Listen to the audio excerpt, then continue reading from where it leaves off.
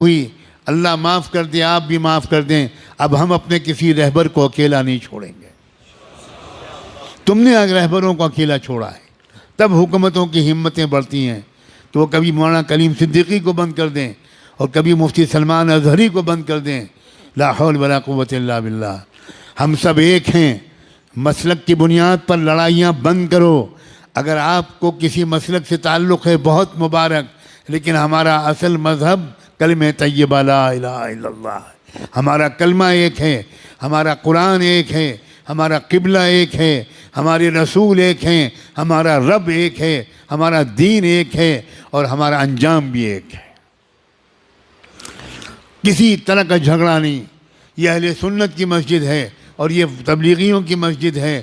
اللہ کرے اب یہ سب ختم ہو جائے، ہم سب ایک دوسرے کی مسجدوں میں جا کر نماز پڑھیں۔ مسجد کسی کی نہیں ہے، مسجد تو اللہ کی ہے۔ گلے مل جاؤ، ایک دوسرے کو دعوتیں کرو، ایک مسلک کے علماء دوسرے مسلک کے علماء کو کی دعوت کریں، دسترخوان بچھائیں، ان کے ہاتھ چومیں، ان سے دعا کی درخواست کریں۔ یاد رکھنا ہر مسلک والوں میں کچھ خوبیاں ہیں، یہ سب مسلک مل کر ایک امت بنے گی۔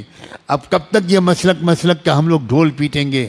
اب بن جاؤ ایک امت، اس لیے کہ دشمن ایک امت بن گیا۔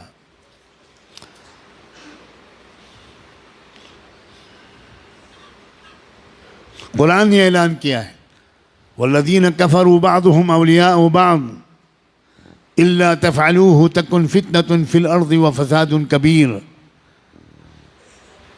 کفر کی طاقتیں ایک امت بن گئیں، ایک قوم بن گئیں، ایک جماعت بن گئیں، ایک سنگٹھن بن گئیں، ایک تحریک بن گئیں۔ آپس کے اختلافات انہوں نے ختم کر کے ایک ہو گئے وہ تمہارے خلاف۔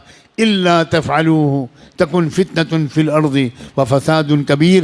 اگر تم بھی ایک نہیں بنو گے، اگر تم ایک دوسرے کے مددگار نہیں بنو گے، تو یاد رکھنا تمہاری اس بدماشی کی وجہ سے، تمہاری اس بدفعلی کی وجہ سے پوری دنیا میں فی الارض فتنة و فساد کبیر، بہت بڑا فتنہ و فساد پھیلے گا تمہاری پھوٹ کی وجہ سے۔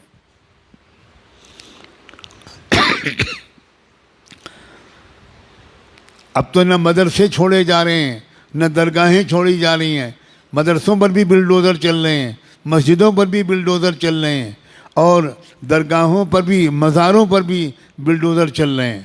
واہ واہ واہ واہ۔ اب بھی امت ایک نہیں ہوگی، اب بھی درگاہیں اور مزاریں والے الگ رہیں گے اور مدرسے والے الگ رہیں گے۔ اب تو بھائی خدا کے لیے اب تو ایک ہو جاؤ، ایک ہو کر مضبوطی کے ساتھ ایک طاقت بنو، اور اس بات کی عادت ڈالو کہ جب یہ میرے جیسا کوئی کہنے والا یہ بات کہے تو جس مجمع کے سامنے کہے اس مجمع میں سے کم 50% لوگ وہ باقاعدہ اپنے علاقے کے ذمہ داروں کے ساتھ آئیں، میرے پاس آئیں، میرے جیسے لوگوں کے پاس آئیں اور تفصیل پوچھیں کہ ہم اپنے ملک کو سنبھالنے کے لیے کیا کریں۔